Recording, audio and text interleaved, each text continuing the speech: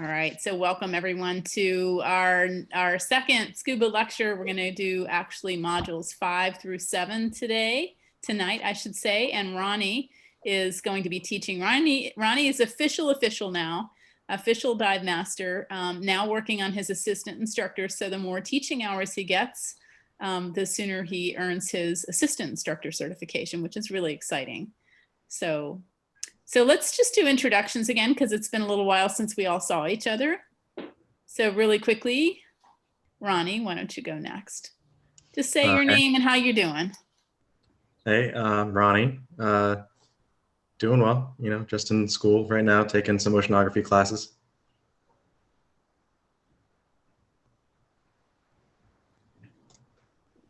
Oh. Jump in, someone. Hi guys, I'm Hannah. I listened to y'all's introductions on the last video, so I know you guys, but y'all don't know me. Yeah, so you need to answer all the questions, so tell us. Yeah. So I'm in architecture school at FAMU. I am in my 5th year. I graduate in May, and I am super excited to be done. A lot of my family scuba dives, and I'm ready to jump in with them. I'm so excited to do so. Excellent. So you've got built-in dive buddies for you, right? Exactly. Good.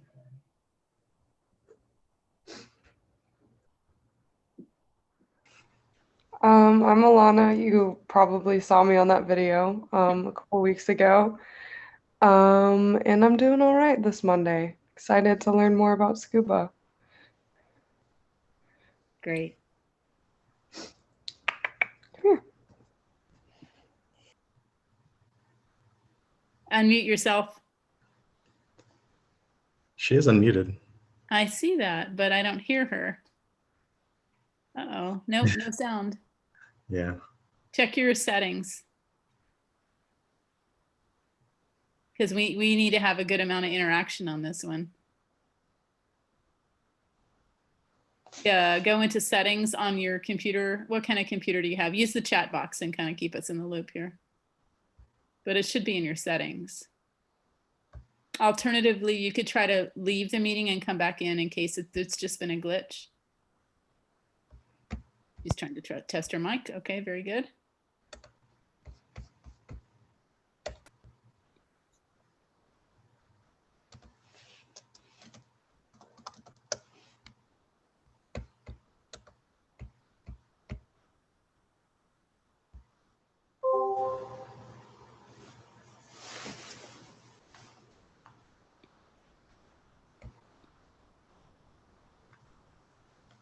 Okay, so it looks like she's going to try to leave and come back in. Yeah, I'm guessing.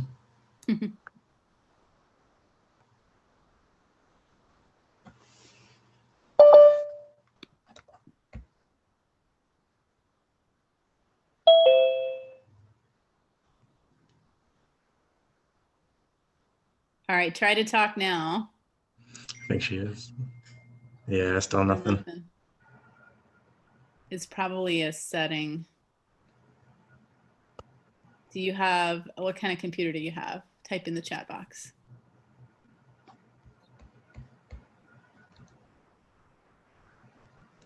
Usually you can just click the button next to the mic, the mute button. And it'll give you the options that you can use for a microphone. So it's a Windows-based computer, right? Yeah. So is it control panel?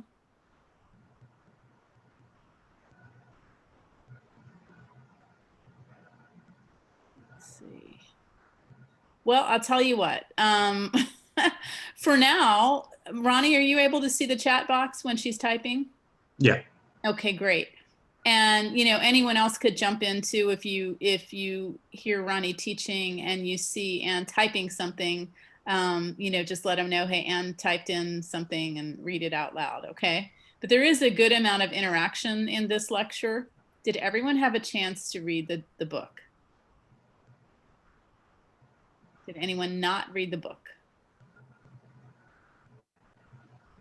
Give me thumbs up that you read the book. And I got nothing. And oh no, okay, that's not good. Okay, it's going to be a long night if you didn't finish it.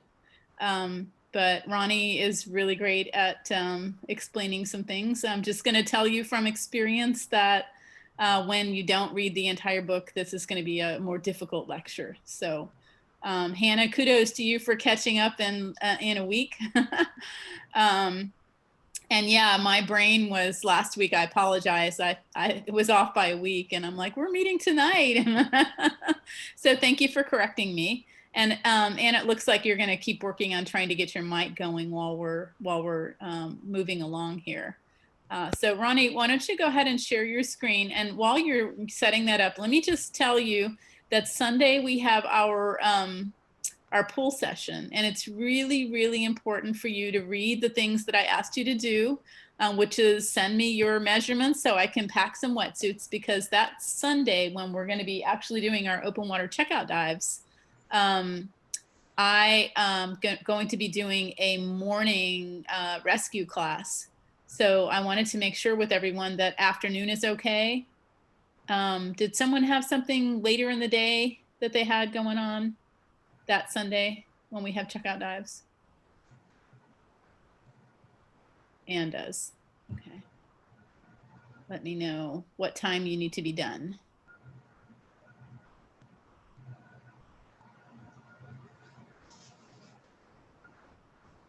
Let me know what time you need to be done. By 4:30. Okay. All right, so I might do some more adjusting of the times with the rescue and such so that we can get everything in one day. Everyone else has flexibility on that Sunday, so we'll definitely finish by 4:30. And like I said, I'll work on it. I'll either move the rescue people earlier, which I already have, I think at 8, but I might move them earlier or flip around everybody. So. The other thing I wanted to stress that's really, really important before Ronny gets started teaching is getting in the pool, because it is really frustrating when we have these very long pool sessions and you kind of know what the skills you need to do and you haven't practiced. And so I strongly encourage you, you can go to Myers Park, or if you're a student at FSU, go to FSU and just practice, especially those two things that people struggle with most. The underwater swim is the biggest thing that most people struggle with. And then the other is the 300 yard swim. That really isn't as much of a problem from my experience than the underwater swim. And so unless you really just aren't good at swimming, in which case practice both. But the last couple of classes we've had, even though they've been small, we've spent a ridiculous amount of time in the morning with the swim test with, typically we'll have like 4 people and one person hasn't practiced, and that person holds us up and we wait and we wait and we wait. And what should have been, less than an hour to finish the swim skills, we're at 2 hours and we haven't finished. So it just makes for a really long, exhausting day, especially for the person who's stressing out that everybody's waiting on them. So please, please get in the pool and practice. It's not that hard, but you just don't want the very first time you try this to be when we're all together. Okay? Everyone got that? All right, take it away, Ronny. Okay. All right, so we're going to start with the diving environment. Life in the ocean. So we have aquatic biology, potential dangers, conservation, preservation, aquatic conditions, and then boat diving. So we've got drifters who are going to be on the bottom of the food chain, zooplankton, which are animals, phytoplankton, and then algae. I'm sure you guys have seen those cool blue algae, which are from dinoflagellates.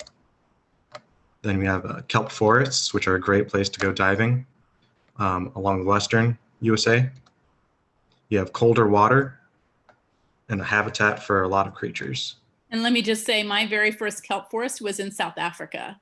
And it's also the coldest water that I had ever been in. It was 58 degrees and it was miserably cold, but it was cool. There were all kinds of neat things in it that I'd never seen before, like pajama sharks, which I didn't even know existed. So They're, when we say there's cool habitat, it is cool.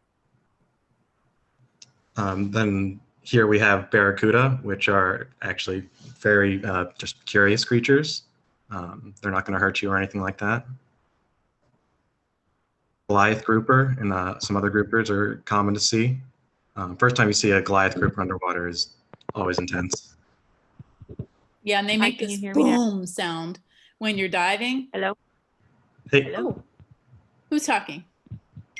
It's Anne. Did that work? yep. Okay, so I had to call in through my Oh, you phone, had to but call in. Wow. Okay, that's good. At least you found a solution. That's great. Yeah, I don't know if it's working. I checked the things that have like gone wrong when this has happened before, but I don't know. That's all right. At least you found I should have thought to do that, but that's good. At least you found a solution for now, and maybe you can work on it later. Sometimes the restart of the machine will do the trick. Sometimes it's going into settings and seeing what went wrong. Sometimes the mic goes bad. Hopefully it's not that. I might do that. If you have an external mic, it might be worth plugging in and checking that as an option. But anyway, so Ronnie is talking about all these things. But by the way, just about everything you see in the Caribbean, you're going to see in the Gulf of Mexico. So it's pretty cool. Go ahead, Ronnie. But yeah, they, like Gabrielle was saying, they make like a pretty audible noise underwater, which can be pretty intimidating. You have a lot of reef fish. I'm actually not sure what these two are, but this one's a horned boxfish. Boxfish, obviously, for the shape of its body.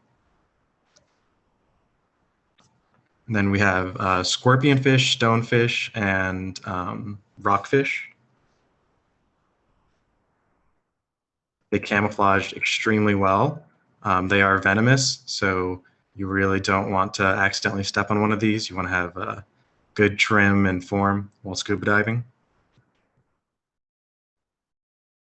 Lionfish are invaders. So we actually have lionfish like hunts, and we actually had a I don't know what the meaning. I got it. Workshop. Together. Workshop. Thank you. A workshop recently for lionfish hunting. Yeah, we get to do all kinds of fun training things often with Scuba Friends. So if you're not already a member of Scuba Friends, join it.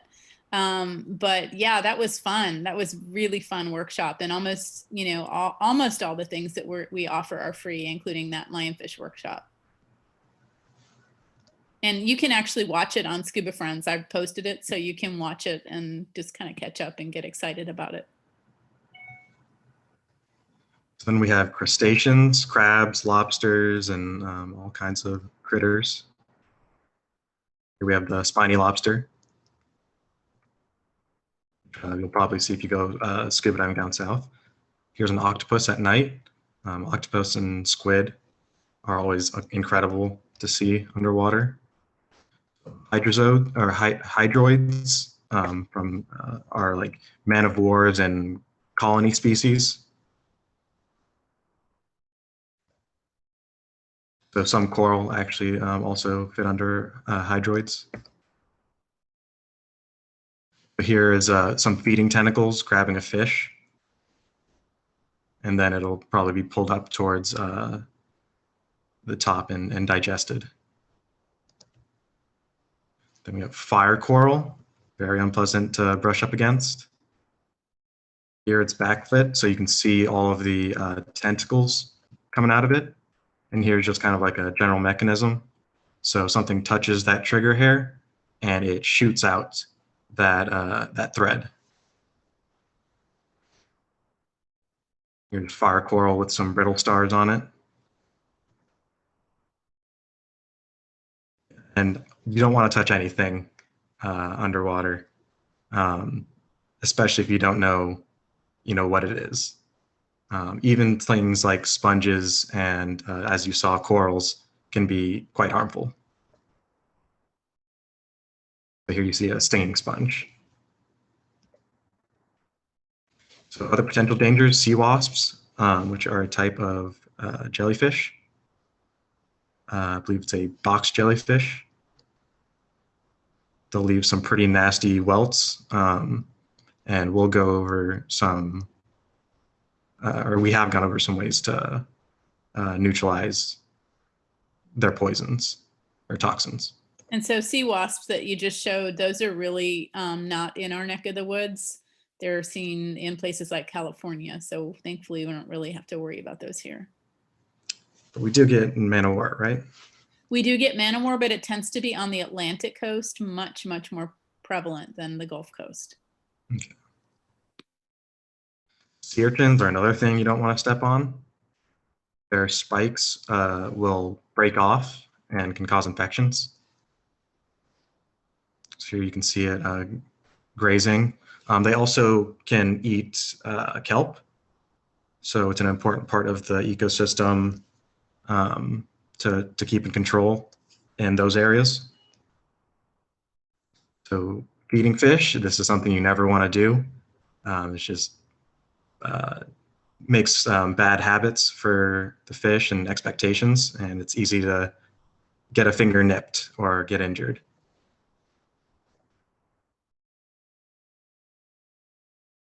So when feeding fish in the ocean, you become part of the food chain. So sharks, you're going to see all types of sharks. Some of the more common ones are like white tips and black tips. In our neck of the woods, though, and we have much more nurse, bull, you know, if you're in South Florida, lemon, you know, tiger. So I feel like I haven't seen too many big sharks.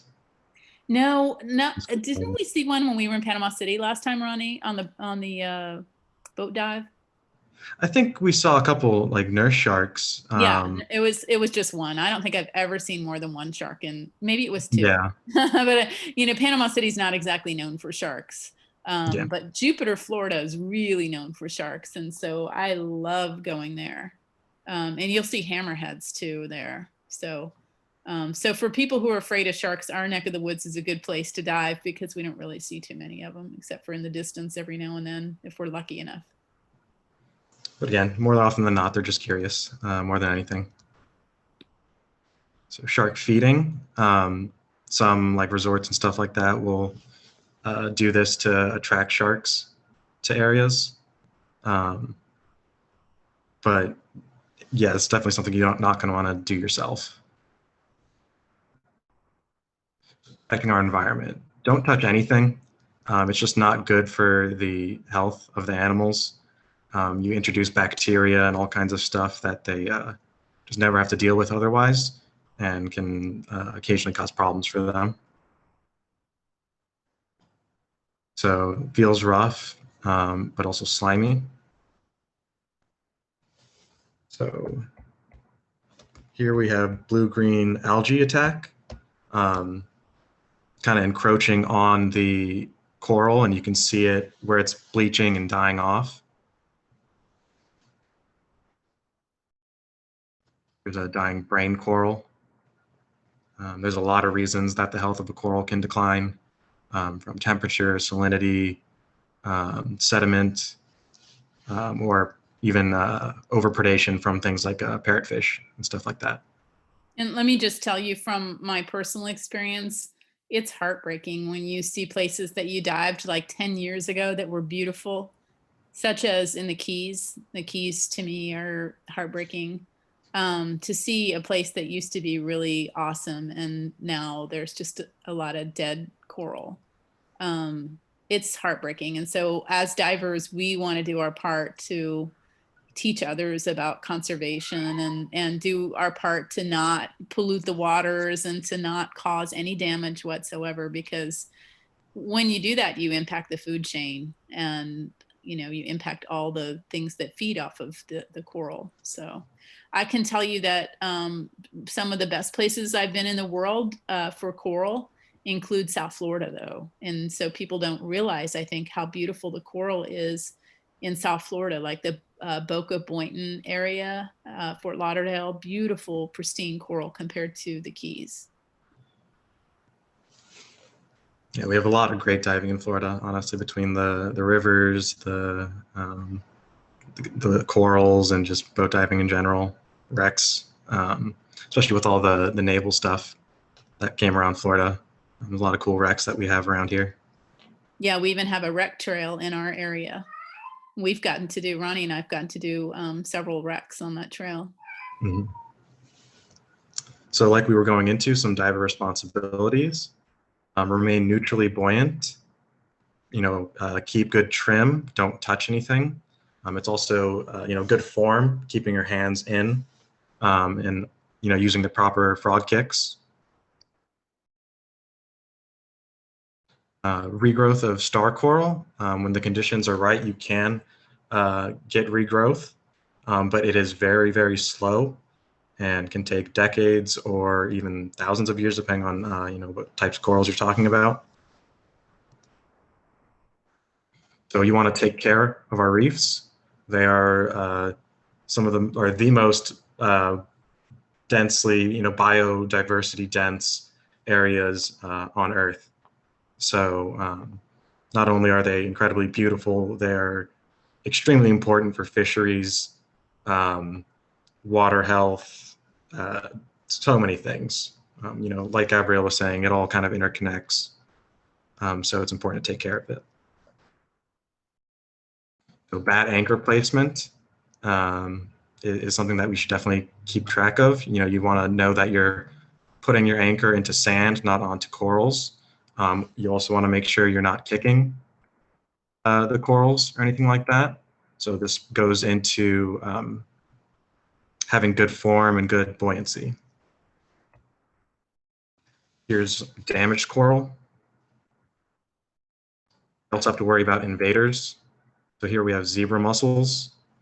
That's been a big problem in America in the past couple decades. They invasive species come in similar to the lionfish and will outcompete these native species, and there's nothing to predate on them. So we practice no impact diving. Always maintain neutral buoyancy. Don't touch delicate reef creatures, but just don't touch anything. It's really just not necessary. Occasionally we have things like rock searches and stuff like that, and obviously that's okay to touch. But anything natural and or anything like that, you just leave it alone, appreciate it, so other people can appreciate it too. Avoid kicking sand on corals. Like I said, sedimentation can essentially asphyxiate, or that's not the word I'm looking for, but choke out corals because they won't be able to breathe. Streamline your gear. This will help with your trim. And become informed. So, staying knowledgeable, knowing, for example, certain sunblocks and stuff like that aren't good for a lot of creatures in the reefs. So making sure you're using eco-friendly products. And then encourage others to learn. So obviously SCUBA is a great way to engage others and get them excited about this kind of stuff. So some aquatic conditions, diving in a new area, you want to be informed, match conditions to ability, dive with a local dive master, with a local or a dive master, check each competing shop, and post on SCUBA Friends. I highly recommend that latter one. That's pretty much how I do all of my scuba diving, and super friendly. It's super informational, and there's always someone willing to go on a dive. No matter where you are in Florida, even you can find dives all over. Freshwater diving, lakes, quarries, and rivers. Here you have to think about thermoclines a lot more so than out in the ocean. Seasonal visibility shifts. So some different weather conditions and stuff like that might kick up sediment or cause lake overturn. And we have ocean water movement, winds and currents, waves and surf. So we have swells, wave height and length, wave train, and surge. These are just, as well as tides, which are classified with flood, ebb, and slack. So, you know, if you, especially depending on where you're diving, you're going to want to keep track of the tides so you don't make the trek in or out more difficult than it needs to be. Overhead environment diving. This is covered in advanced classes. You have springs, caverns, and caves. And all of these come with their own challenges and you know, safety concerns. And I would kind of say they're kind of in ascending order of danger and difficulty. Boat diving is another great way. So you have charter boats. So choosing a dive operator, you obviously want people who are knowledgeable of scuba diving and, you know, the proper protocols to follow, that they have the right equipment, professionalism, all that kind of stuff. We'll obviously go through some boat dives, so you'll get some experience with some charters that we work with. So choosing a resort charter, you want to pick a season versus the cost. What are the typical sea conditions of the area? Is it a big boat or a six-pack? Research and plan ahead. Length of stay, and then what other activities are available. Rent equipment versus carrying along. So this is basically just some of the many things you want to consider when choosing where you want to go. There's even like liveaboards and you know, websites designed to help you find dive partners and stuff like that. So diving at a resort, well rested, gear's already arranged, sign-in waivers, be on time, dealing with seasickness, cameras, setting up gear, and enjoying your time. So one of the nice things about resorts is it's all included. It's they have like a schedule and places to go. They kind of take care of things a little bit more than having to plan everything on your own. And obviously hydrating is always going to be important. So setting your gear up at the dock. Your gear check includes air full, leaks, and then functionality. And Ronnie, why would people need to set up their gear at the dock rather than when the boat is moving? It's safer, less likely to drop anything, also less likely to get seasick. Right, and then if there are any issues too, right? Like let's say a regulator is not working and or a cylinder is not full, they could conceivably run back to the shop and get something if needed. Mm-hmm. Dives, you're going to listen to the briefing, pay attention to any currents, what direction you're going to go with your buddy, any lines that you have to use for boat dives, and then entry. So gearing up and entry.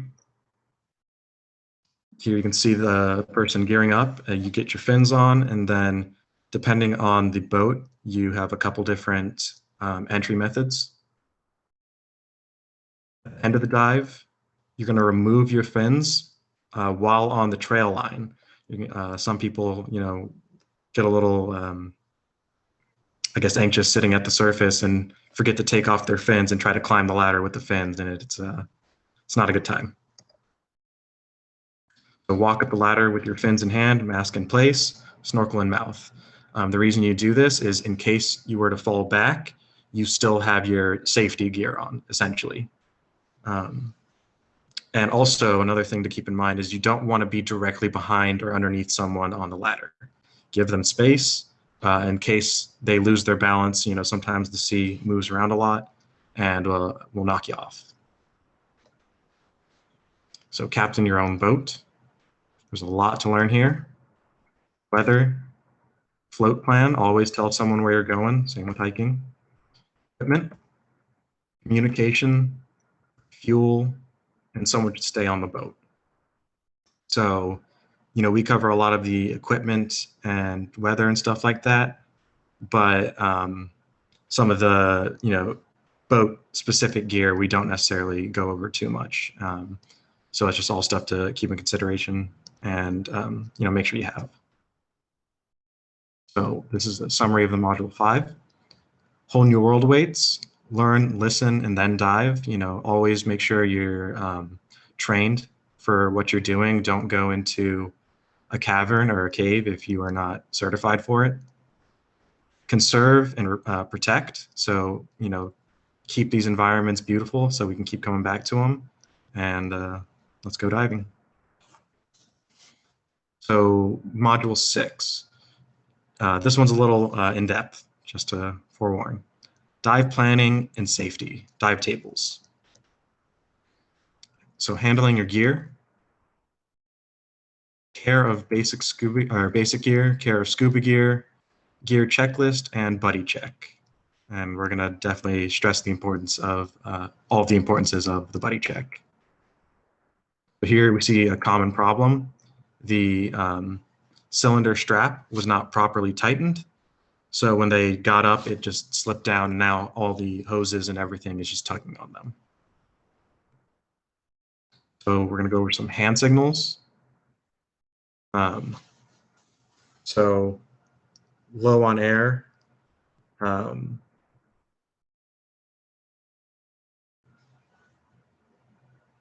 Is it this?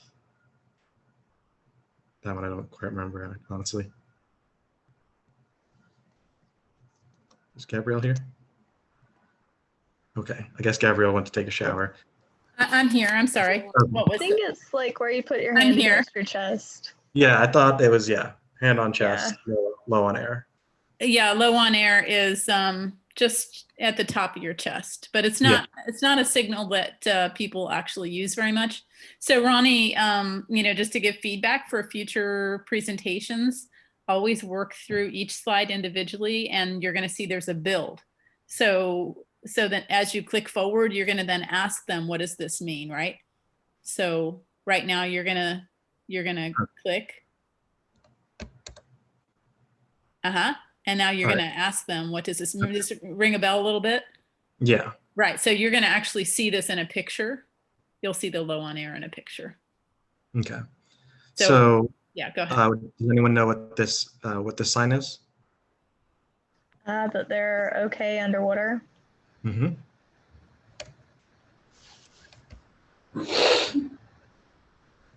This MIT professor is Okay on the surface. Okay on surface. Yeah, and another way you can do it is a fist on the head.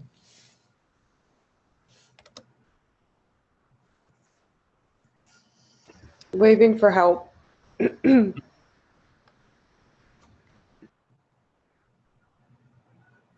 them feedback, Ronnie. Okay, I said but I probably Okay, wasn't. I didn't hear you. They have ear clearing problems. Yeah. Hold that. Mm-hmm.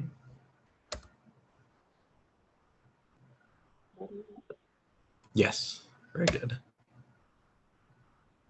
And then we went over this one, so obviously low air.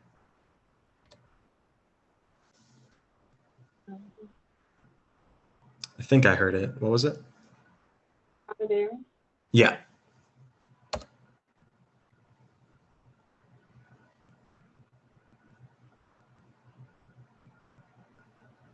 This doesn't mean it's cool. What does it mean? To go up. Yeah. Yes. And not on this list, but one that everyone should know. Ronnie, can you demonstrate it real quick? I want to descend. Let's descend. We always give each other a hand signal that we're going to descend. Right.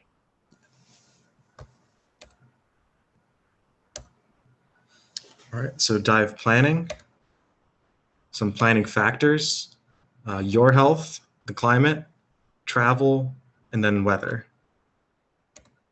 Are you rested, nourished, qualified, or apprehensive? And then advanced planning, why, who, where, when, and how.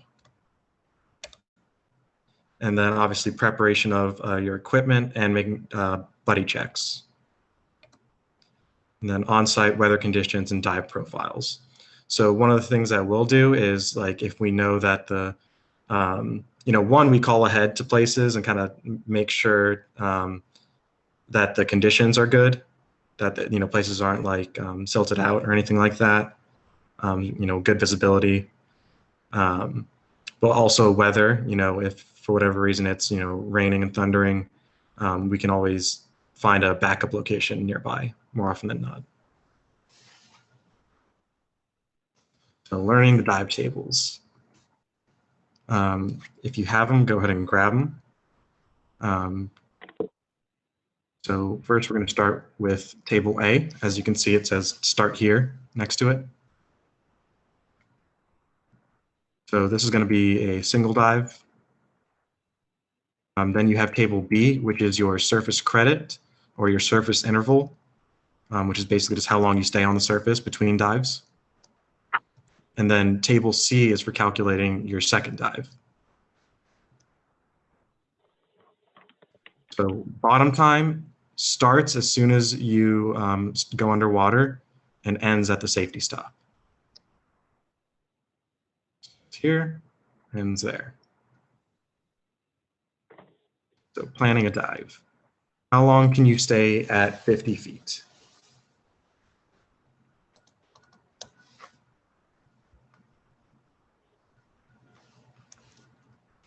Eight minutes. Mm-hmm. Very good. Did everyone get how she got that? Yes. Okay. How long can you stay at 80 feet? 32 minutes. Very good. And finally, how long can you stay at 100 feet? 18 minutes. 18. Very good. All right, so decompression theory. This is just going to be kind of like a visual of on-gassing and off-gassing. So you have the first dive, where you start with no dissolved, normal dissolved gases in your blood. As you take your first dive, as you go under, you accumulate a buildup of dissolved gases from the pressure. This builds over the dive with time. Different tissues have different saturation limits, but that comes into advanced theory and stuff like that. So then you have your surface interval where you're going to off-gas. So the first part was on-gassing. Now at the surface, you're off-gassing. So you'll off-gas a little bit of your, your dissolved gas load. And then you start your second dive where you on-gas once again. And then, it is essentially just showing how it's diving multiple times is cumulative for the gas buildup. So decompression and dive tables. So dive planning, you want to reduce risks for decompression sickness. Kind of slang term is the bends. So there's nitrogen saturation, dive tables, and dive computers. Here at with SCI, we use SCI.air tables, obviously. Definitions and rules. So bottom time starts at surface and ends at the safety stop, like I said. Required decompression diving is too deep and too long. That's on the back of the table. That's like you've messed up. You really don't want to be using that table. We'll really just be asked. The only times I've ever used it is answering questions on the exam. Recreational diving is no required stops diving. CI diving limits are 50 feet for 80 minutes, 80 feet for 32 minutes, and 100 feet for 18 minutes, like we saw. In between, you want to go to the next greater time or greater depth. you always want to dive conservatively and safely. Like we said before, if you aren't qualified for it, just don't do it. Stay in your certification. There's always more certification and great teachers that we can find for you. So ascent rate no faster than 30 feet per minute. This is a lot slower than you think.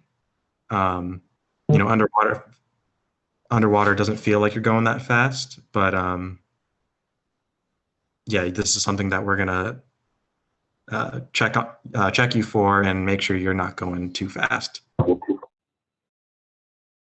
So for high altitude diving, you want to reduce your times and depths because of the reduced pressure from the atmosphere of high diving or high altitude diving. And then wait 12 to 24 hours for flying after diving.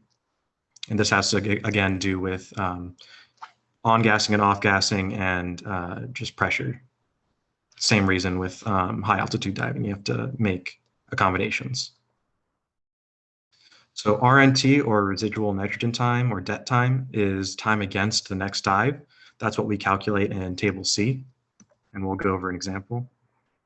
Total dive time is the residual nitrogen time plus the time of the next dive. And then safety stops should end all dives for 3 minutes at 15 feet. And this is just a way to off-gas safely.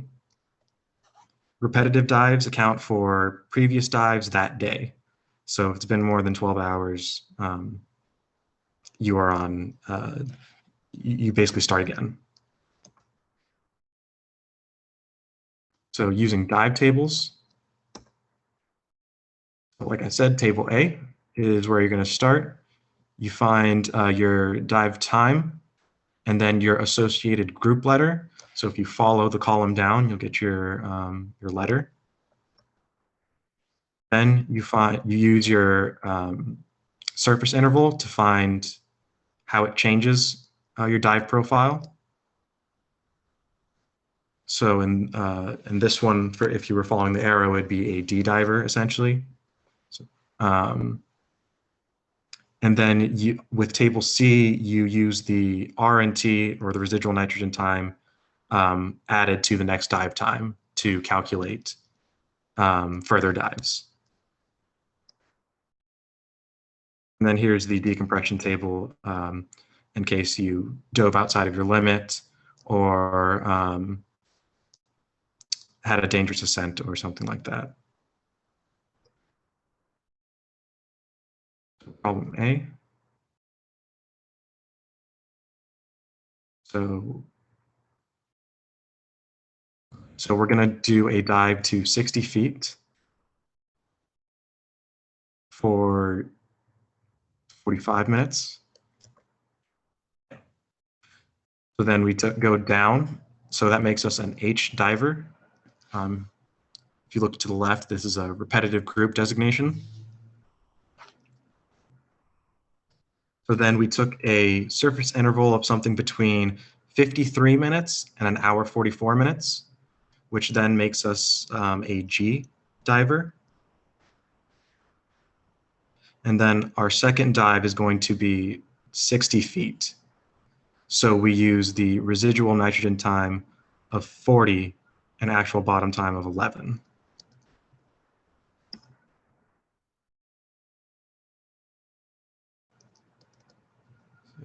Here's problem A. So we started out as an H diver, went to a G diver, gave us a residual nitrogen of 40, and 11-minute maximum no decompression time.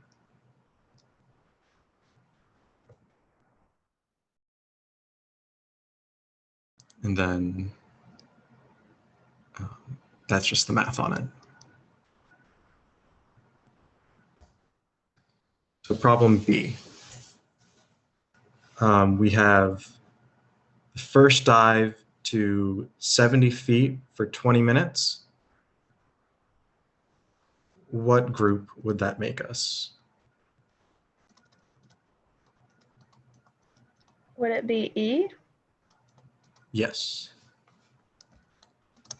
Oops.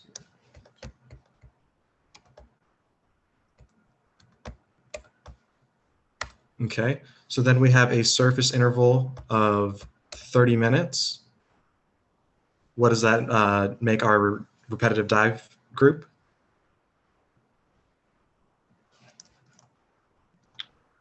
It would stay at E.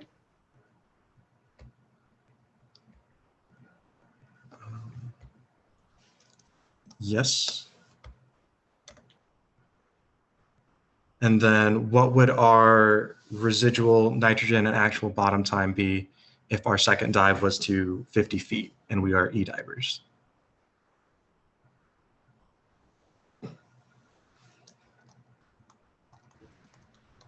About 35 minutes. Maybe I got that wrong. So that's actually the, Yeah, I know. That's the, okay, never Yeah. mind. The 35 or 45 minutes? yes. Yeah, okay. So the 35 is the residual nitrogen time, and then the 45 is the actual bottom time. Okay. So you can actually stay down for. So 35 and 45, just like you said. Does that make sense to everyone? Or is anyone confused by anything? Okay. So then we have problem C. So we're going 80 feet for 30 minutes.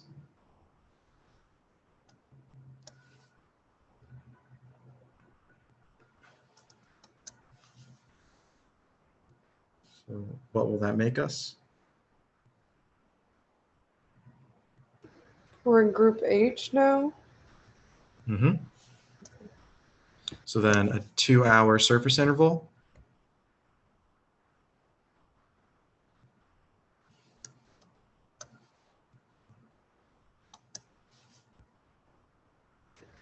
Um, 25 and 17. Let me double check because I got the one next to it. I think you were one off. Oh, Yeah, it's the one right to the left of it. You went to 80. I think it's only 70 that we need to go to. Because that's the second dive depth that we're looking at now, not the first dive depth.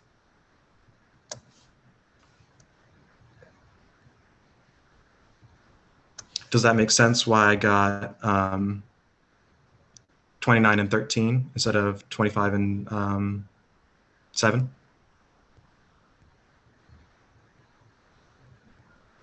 yeah. I was looking in the wrong spot. Yeah.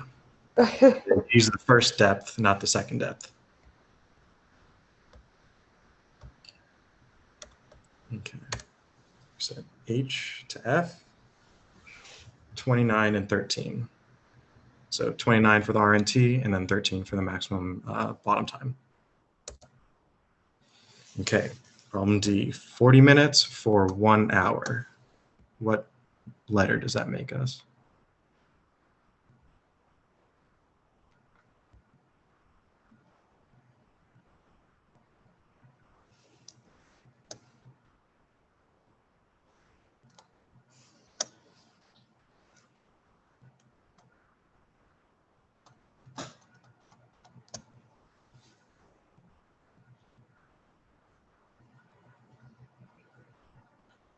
Anyone have a guess? Is it group G? Mhm. Yeah, Okay. very good. And if we have a surface interval for 50 minutes, what does that make our next group designation?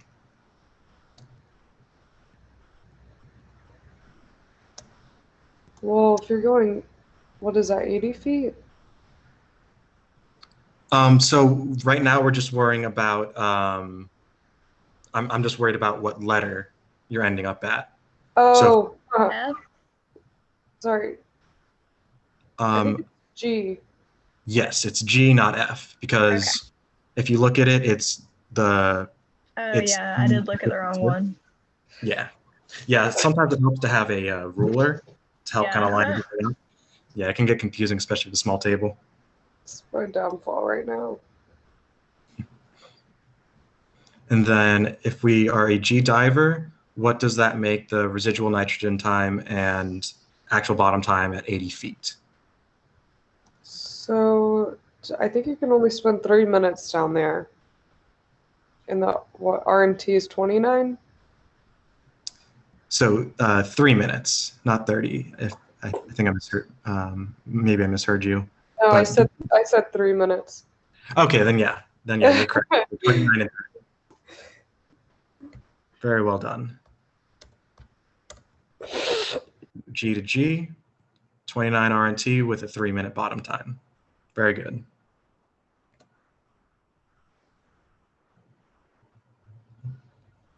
Surface, 2 hours, RNT 22.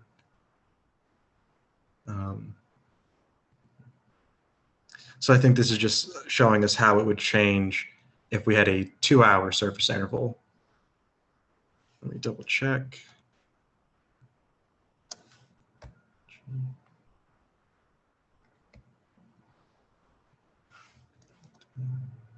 Yeah. So essentially this is just showing us the values that we would have if we spent a 2-hour surface interval instead of a 50-minute surface interval.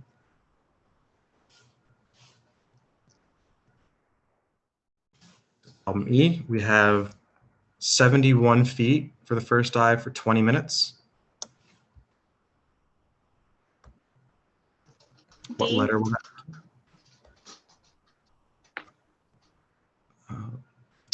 Maybe double check that, because also one of the things that you want to keep in consideration, you always want to round up. It's as a conservative estimate.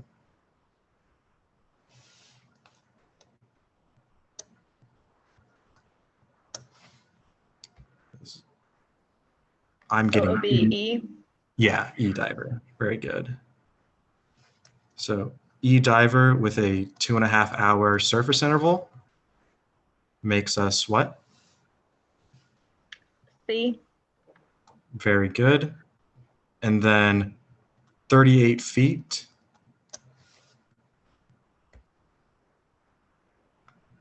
Uh, 29 and 106. Very good. Does anyone else have any questions on how we're getting this? Any confusions about how to work with the group designations and whatnot? Okay. So E to C, residual nitrogen time 29 with the actual bottom time of 106. All right, so now we're getting a little more complex. This, we're going to loop back around to calculate the third dive. So just like before, we still start at the same place. So 60 feet for 20 minutes, gonna make us what diver?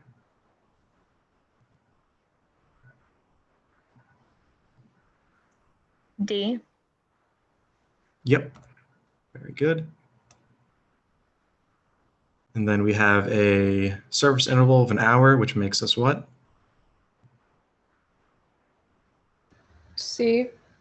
Very good. And then second dive to 50 feet.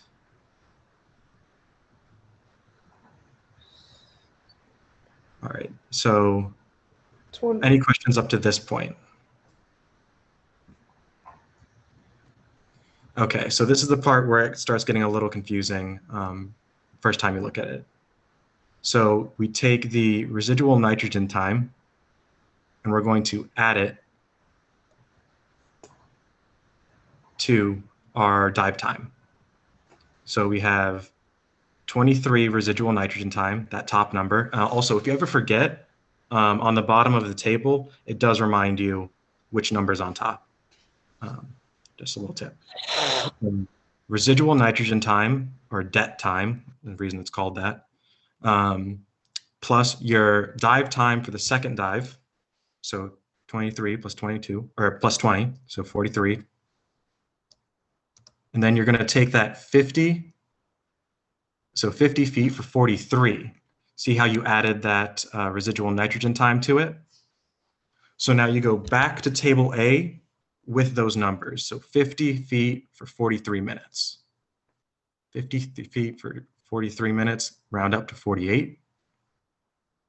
Does everyone get how I got that?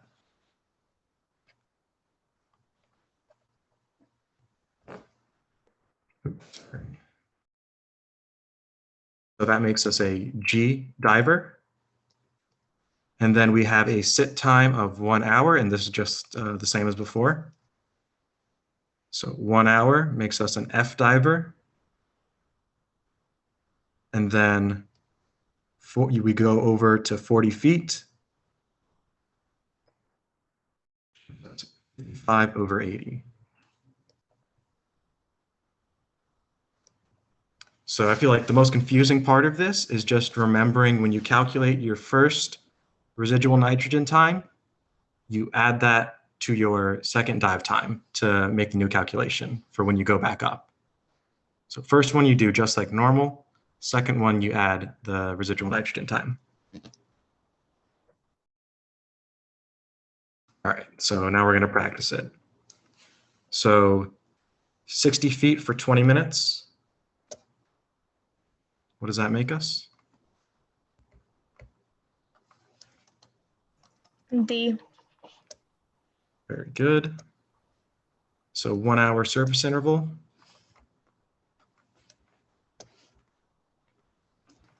C. D. Great, very well done. And then 50 minutes, sorry, not 50 minutes, 50 feet. 23 and 57. Okay, very good. So what are we adding that 23 to now? Your dive time, so 20 minutes. Yeah, they're both the same, so I guess that made it a little easier. But the second dive time. And then you go back up. Let's see. Okay, so D to C, like we said. And you go back up with your new dive time. So 50 feet with 43 minutes. G. Very good. So like we said, RNT of 23 plus your bottom time or your actual time. And then G diver. So a 1 hour surface interval will make us what?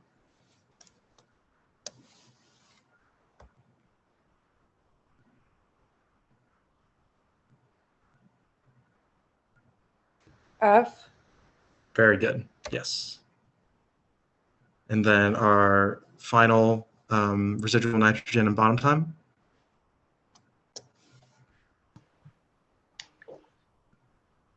$55 and $80. Very good. Very good. Does that make sense to everyone? I know it can be a little confusing at first. Okay. Let's keep going. 55 and 80. Great job.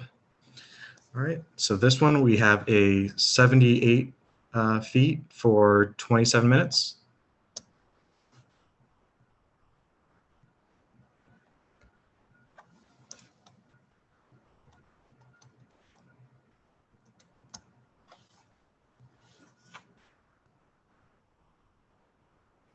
G.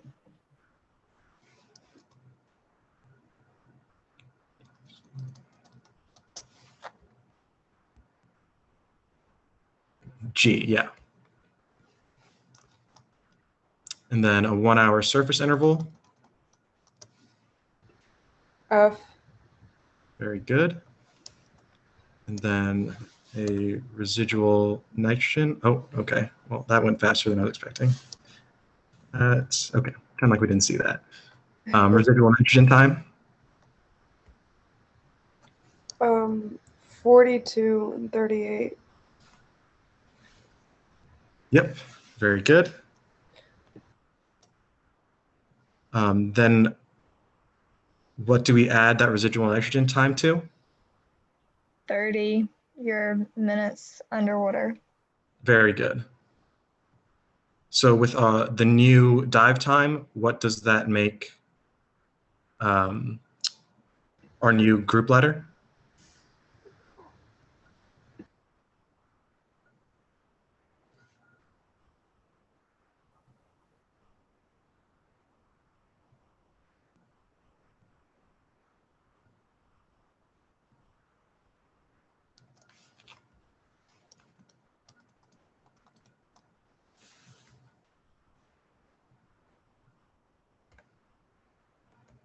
Is it I?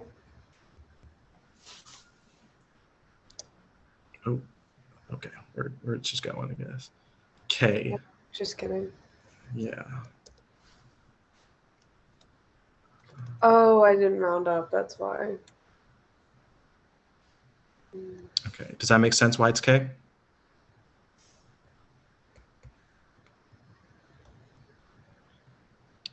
And then with another hour and a half surface interval,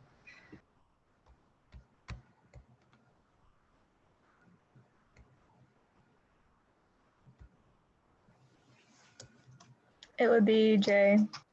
very good. And then 44 feet.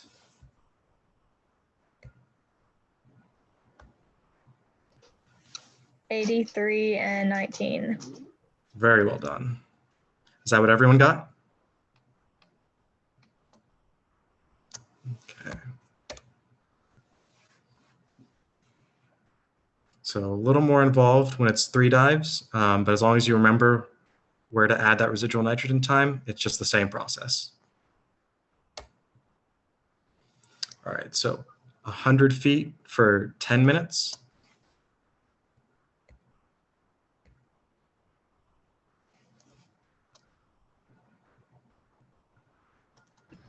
D. Very good. 20-minute surface interval. D. Very good. And then our residual nitrogen time for 50 feet.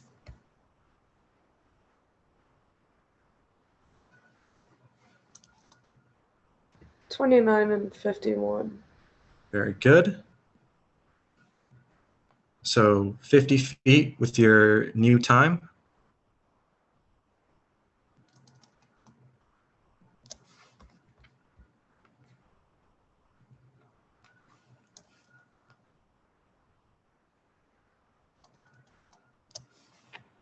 Okay. Yep, very good. And then an hour 45 surface interval. I. Mm-hmm. And then finally 40 feet R&T and actual bottom time. 85. Very well done.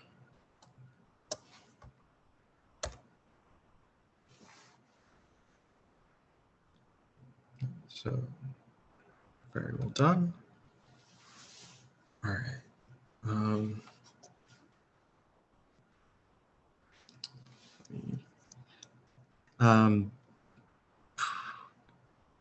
Gabrielle, this isn't the review problem that you were talking about, right? Because I can't see the slide number, I just realized. I'm sure this isn't it. So let me just double check real quick. Sorry.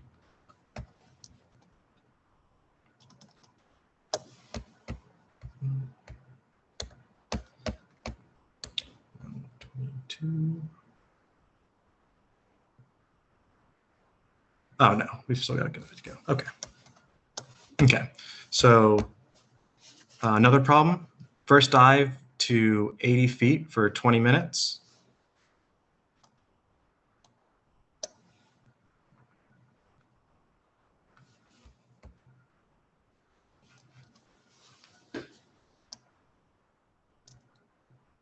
E.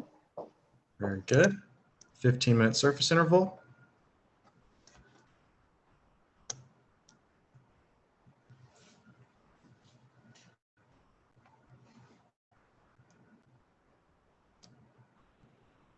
Still E. Mm-hmm. And then 40-foot depth.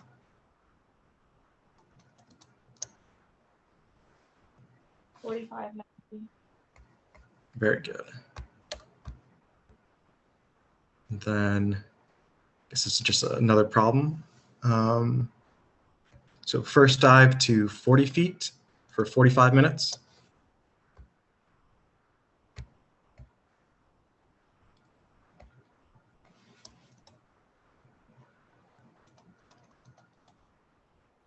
F. Very good. 15-minute surface interval. F. Very good. And then finally, 80-foot depth. 25 and 7. Very well done. Very well done. Mhm. All right, so finding your surface interval. This is kind of just like a different way to use the table. So this one, you have your 2 dives that you want to do, and you have to find your surface interval. So basically, on the table A, you'll put in your first dive. On table C, you'll put in your second dive, and then you'll kind of just see where they intersect. So let's see. Don't forget to remind them about, is it the top or bottom number? Ask them, is it the top or bottom number they're looking for on table C? Or bottom time? Oh, it's the bottom number that you're looking No. You're supposed to ask them. Oh, okay. Okay, sorry. Right. Because that's how students retain things. So you always want to, at this point, ask them if they recall, if it's the top or bottom number. And a lot of times they won't recall. And then you point back to the dive table, which tells that. And then you reinforce bottom time is bottom number. Okay. Got it. Okay. So what would our, plugging in for our first dive, what would be our letter?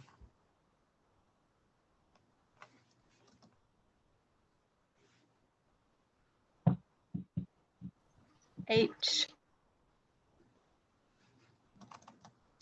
Yep. And then if we were to plug in for our C dive, the second dive, so 80 for 20 minutes, what would that give us?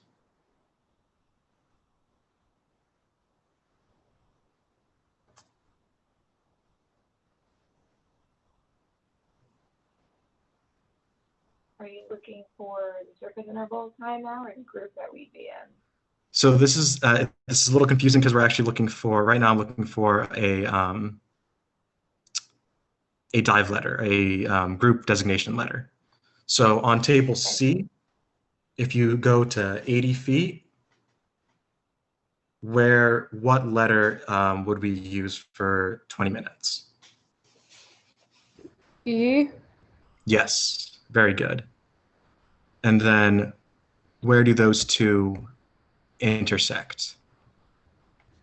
You have a well, if you're going 80 feet, it's 22 and 10, and your RNT is 22 and the Well, we're bottom. looking for surface interval. So on table B, where does H and B intersect?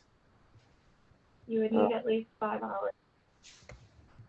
Yeah, so the range is 5 hours 17 to 6 hours 32. And that's how you could calculate a surface interval for 2 dives that you know that you're going to do.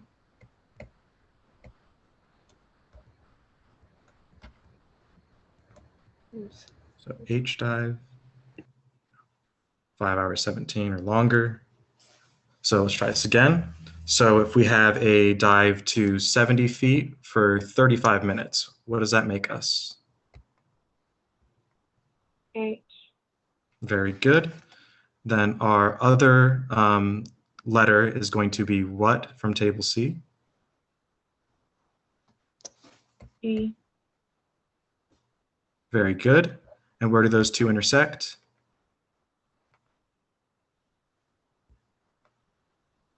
At least 3.5 hours. Mm-hmm.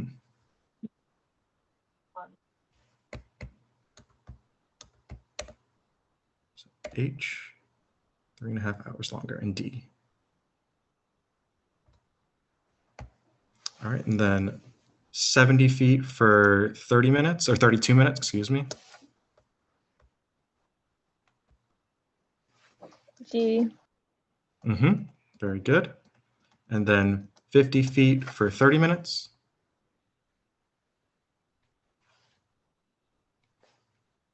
G. What was your answer? G.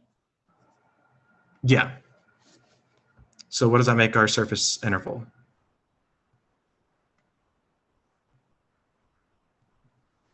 Upwards of 10 minutes. Very good. Very Oh, well crap. done. Does that make sense to everyone? Anyone have any questions? Okay.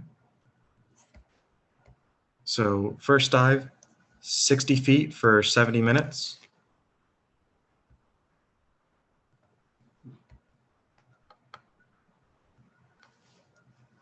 Can you do that? So this is where we start getting into decompression tables. That back table, table D. So table A states that the maximum is 51 minutes. So decompression is now required, and you have to go over to table D. So table D,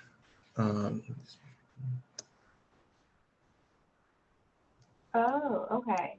yeah, I actually don't have picture of table D, unfortunately. But essentially you use the depth and, yeah, hey, sorry to ask, Gabrielle, can you help me out with this? Because I don't know how to explain without seeing it. Okay. She's probably busy.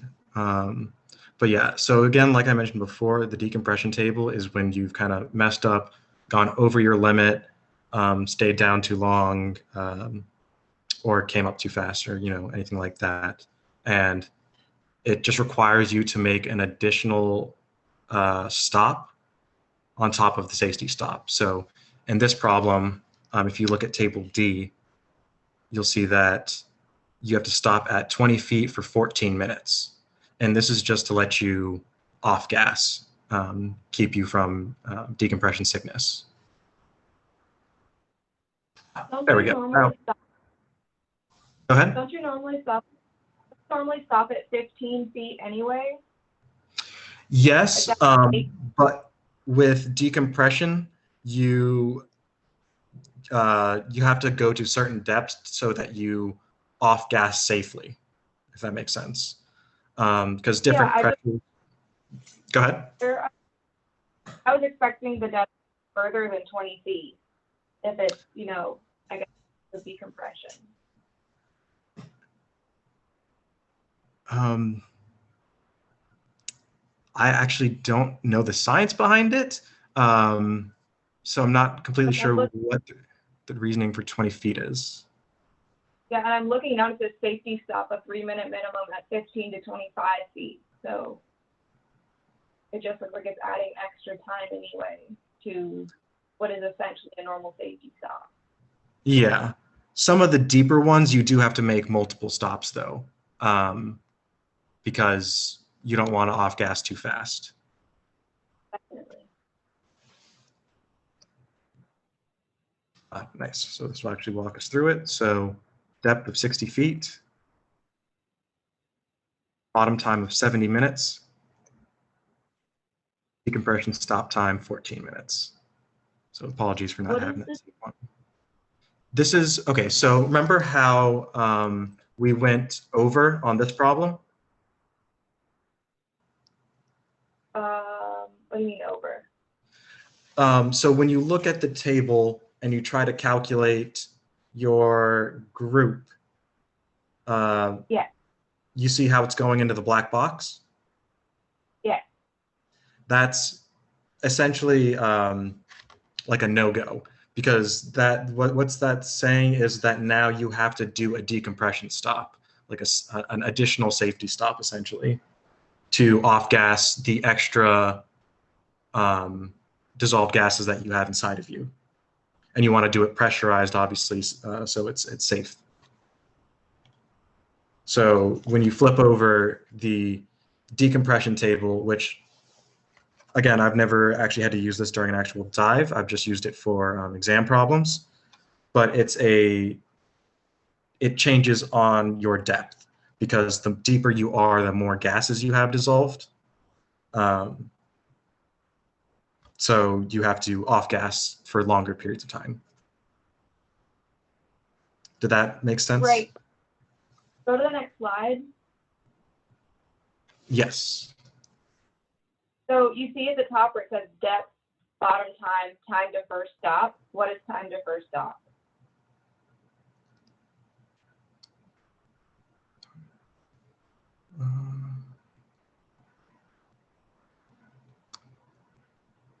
Can you tell me where it is again? Sorry, I'm not seeing it. So table D, the top header where it says depth in feet, meters, and then bottom time, and then time to first stop.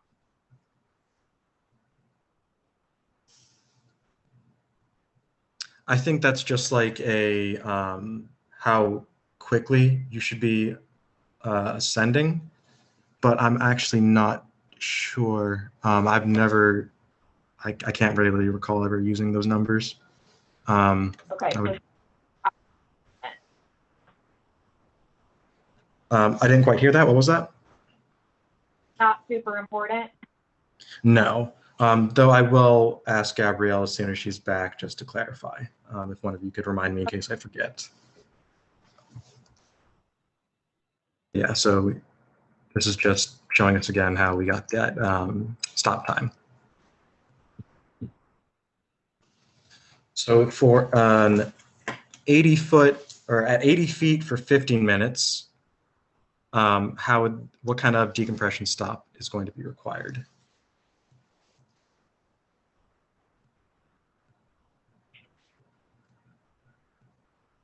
An additional 24 feet.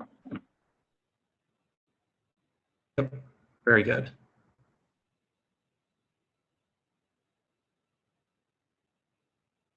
Okay, so 80 feet for 25 minutes.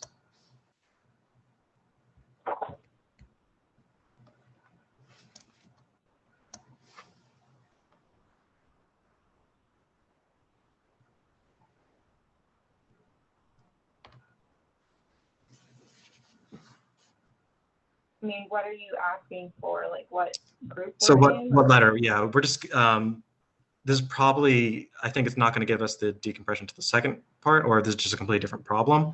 So essentially we're just running it like a regular problem. So 80 feet for 25 minutes, what letter? G. Good.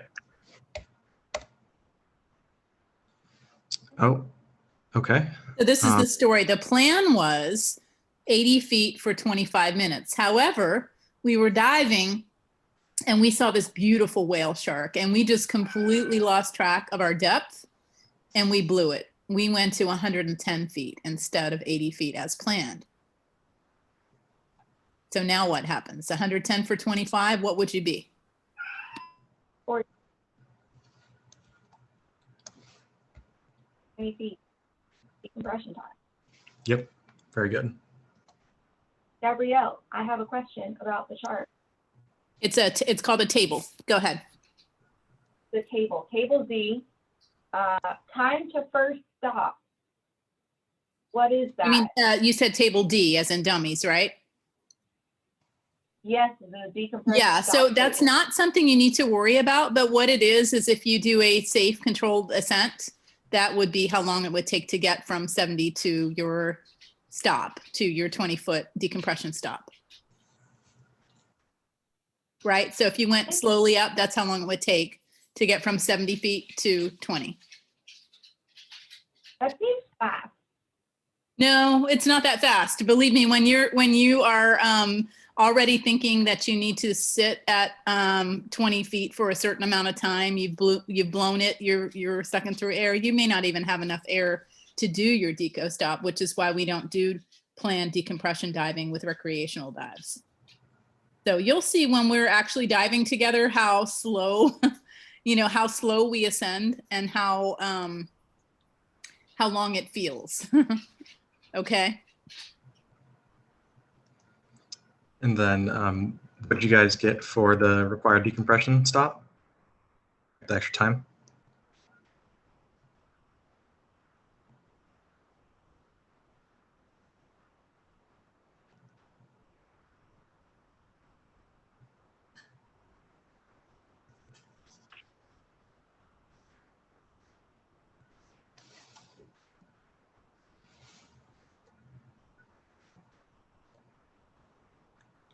Does everyone have an answer? 14, Okay.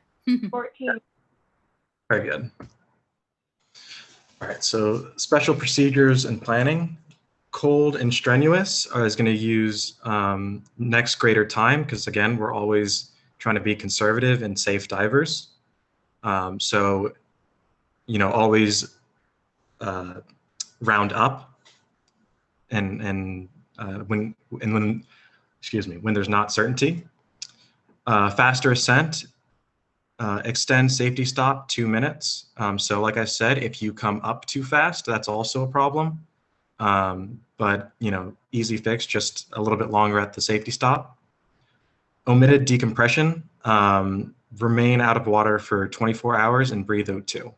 So that's why we call it the dummy table, because you don't want to be, this is something you don't ever want to be in the position of. Always, plan your dives and dive your plans.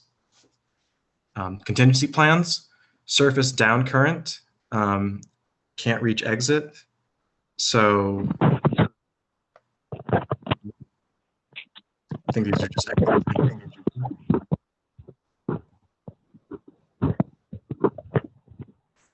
So a plan for deeper, longer dives.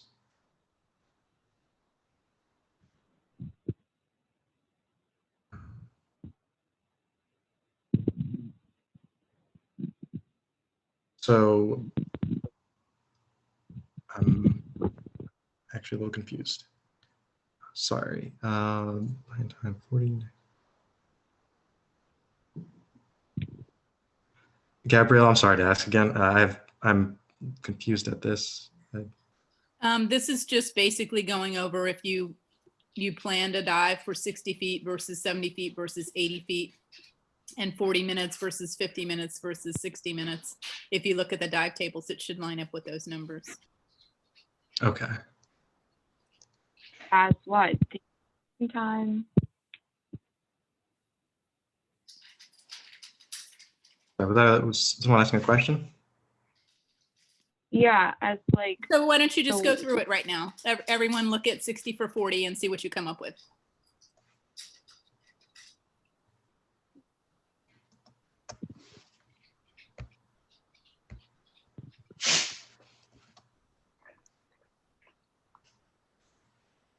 Yeah, but I mean, is this like decompression time? Is this like how much time for the next dive?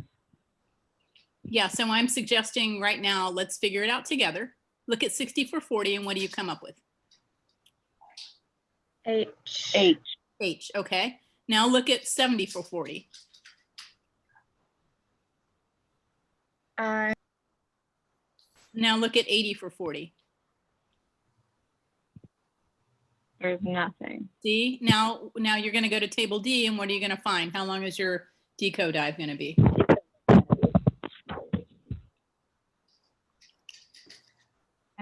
Oh, so this is the decompression. Okay, Exactly. gotcha. Not. And so if you go through interval each time. of these and do that, then you'll see, okay, so if I went 70 for 50, then I would need to do a deco dive. I need to do a deco stop for 9 minutes at 20 feet. If I did 80 for 50, then I need to do a deco stop for 24 minutes, which would really be impossible unless you don't suck any air,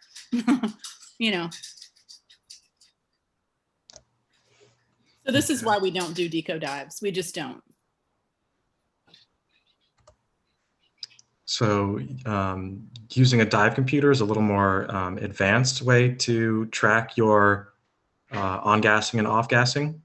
So when we calculate it, we just, like we said, we start with the descent and end at the safety stop, but we just use the deepest depth that we're going to use as just like the average, essentially, as like the calculating number. So, that's a conservative way to dive. Dive computers will actually track your depth at all times, how fast you're ascending, your pressure, all kinds of stuff, and keep track of it and use it in the calculations for bottom times and all that kind of stuff. Now, we don't really recommend anyone get dive computers until you fully understand dive tables. And so even though we have dive computers now, we use our dive tables still. We want to make sure we always know our dive tables. Yeah, it's a conservative way to play dives. So some types of computers. I'll show you 4 different ones. Standard, advanced, which is going to start adding history and a little more calculations to it. You've got air integrated, which is actually going to use the pressure of your tank to make the calculations. And then hoseless, which is obviously the most advanced, or technologically at least. Generally, the ones that we recommend are the air integrated, because that's a little more precise as opposed to the watches, which are just, especially the standard one, is just taking estimates. So if you want an accurate representation of your dive profile, the air integrated will show more precise numbers. And it'll also have history and save dive logs and all that kind of stuff. So basic features of the standard computer: current depth, no decompression time, max depth, bottom time, ascent rate, logbook memory, pre-dive planning, and then nitrox. And nitrox is one of the more the specialization classes that Gabrielle offers as well. Advanced computers. So some of the advanced features, you have backlight, memory, a simulator for both dives and plans, a PC downloadable app, and bookmarking. So same features as the advanced computer. It's going to be more accurate as it can actually specifically measure the pressure in your cylinders.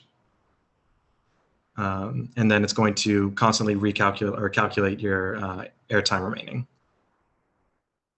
And then hoseless computers, all the same as the air integrated. Only difference is that the information is sent over radio to the watch, and it's specifically coded so it doesn't interfere with anything else. And obviously that's going to be the most expensive one. So you have manual activation, where you just on/off button. All segments displayed and battery checked. So that's something you want to keep track of, is making sure your computer is charged and good operation. And you have like the integrated ones that often are automatic activation. So it goes into dive mode as soon as you go under 5 feet. And then the display, you have remaining airtime, your dive time, and then your pressure. Okay, so it's current depth at the top, maximum depth on the right, no decompression time, and then your cylinder pressure and dive time.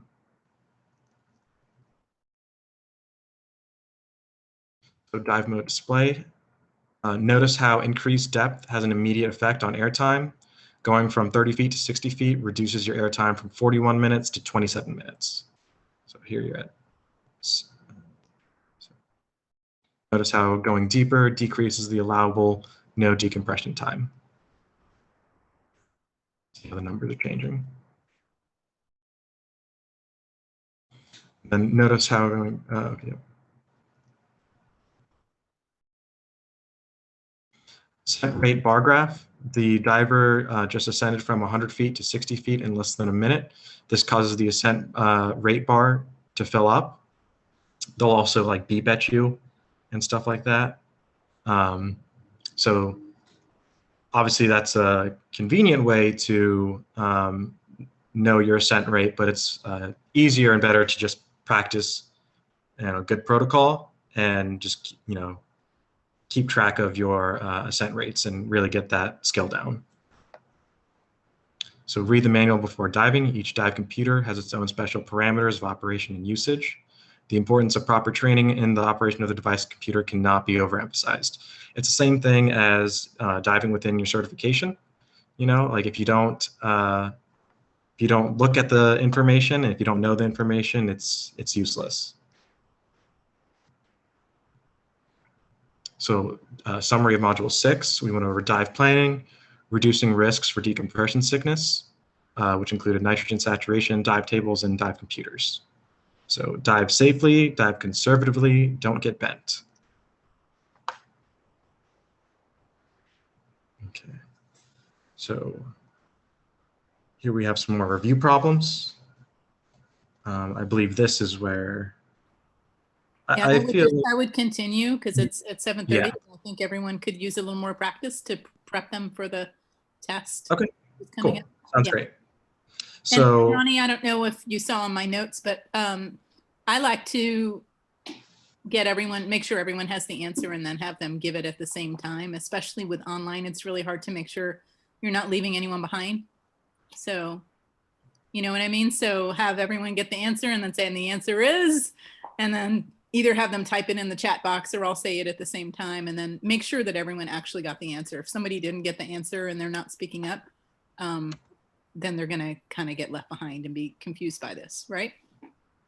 yeah, did I say tank at some point?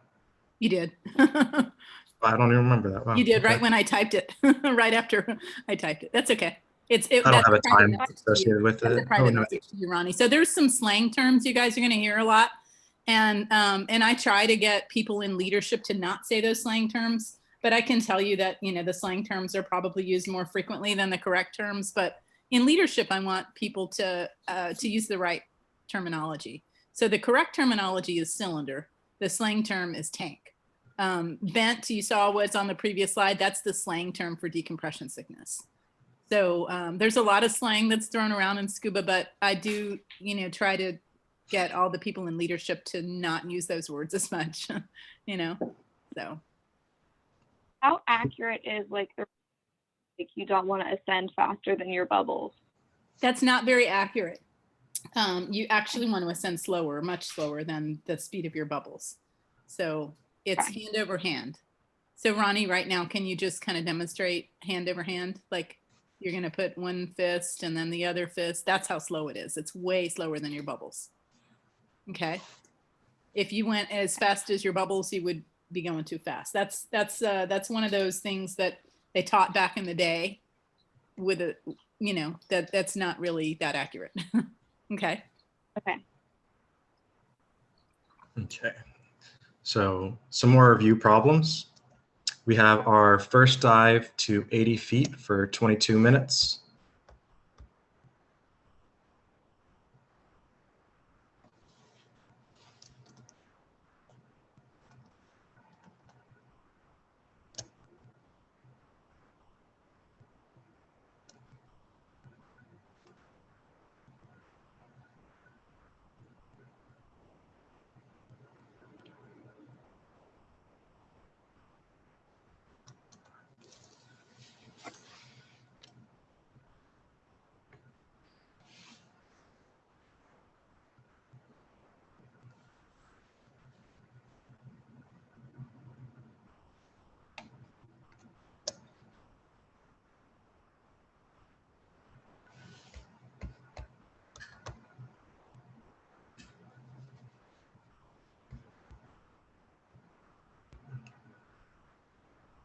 Everyone have an answer? And typed hers in the chat box. Yeah, I saw that one. Okay. Alana, are you still with us? Yeah, sorry, I'm just solving it right now. Okay, then we won't go over it yet. Do you want us to say it or put it in the chat or wait till everybody gets it and then say it? Go ahead and put it in the chat, I guess. Okay. I just feel like it's going to be really chaotic if we try and answer at the same time. Yeah. It's not that chaotic. I've had much bigger classes where we've done it.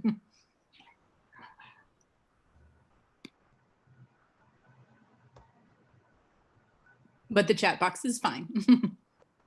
And Hannah, make sure that you put the letter as well. It makes me wish I had a little. I have a big, it's not very practical. I didn't hear everything of what you said. I wish I had a little whiteboard. Oh yeah, there you go. Yeah, I have a larger whiteboard, but it's not practical for that. So Anne and Hannah have their answers, so we just need Alana.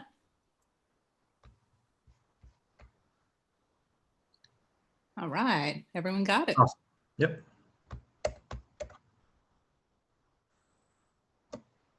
Okay, so 3-die problem.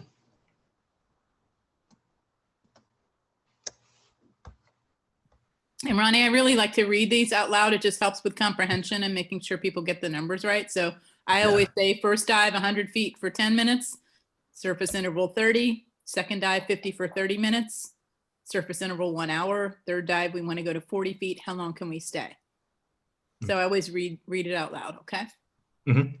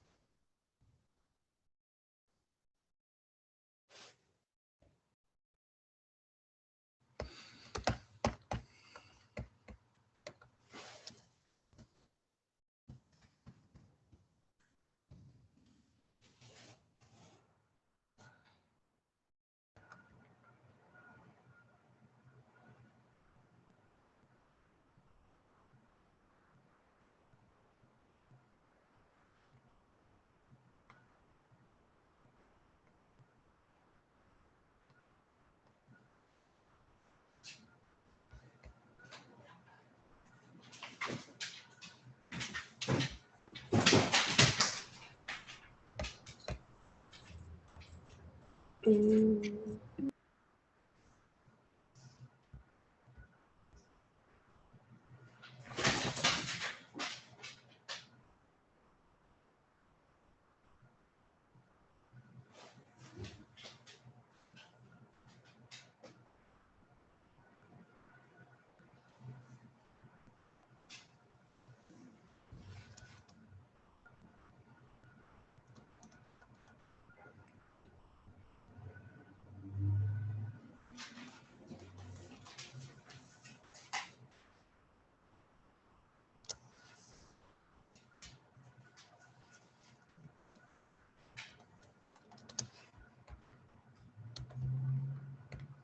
Okay. So looks like we got some different answers. So would anyone be willing to go through and explain how they got their answer?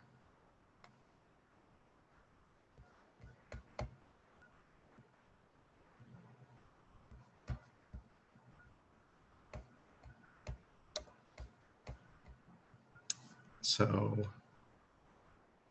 which one is right? What's going on here? No one brave enough to give it a shot? I think we both got the same answer. I just entered the wrong one first and then I corrected myself. Oh, okay. Let me see that. I'm not gonna lie, I didn't get this one, so. Okay. So where are you getting stuck? I don't know, well, Best thing to do, Ronnie, and because she probably doesn't know where she's getting stuck, is to go through it line by line. Like right now, hold up the table, or get a student to peer teach, hold up the table and say, okay, 100 for 10 minutes. What do you have? Right. And just kind of go through it like that. And then you'll get, and then you'll find out where it was. Sometimes it's something really simple, like they forgot to add the residual nitrogen time to their actual bottom time to get their total bottom time. Sometimes it's even simpler, is that they're off by a line because they like needed a straight edge, right? Yeah. So that's what I would do. If someone's willing to peer teach, that's always a fun thing. If you have your dive table, if one of you could, stop at each stop. So like right now, hold up table A. And if you don't want to, then Ronnie, just hold yours up. I can't. It's on the computer.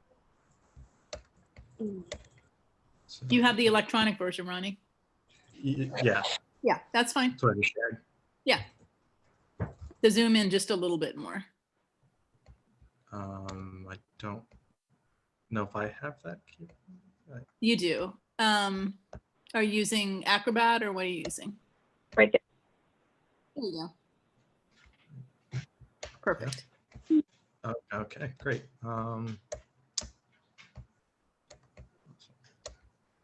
Completely undid what I did. So right now, let's all go through it together. 100 for 10 is what? You round up to what?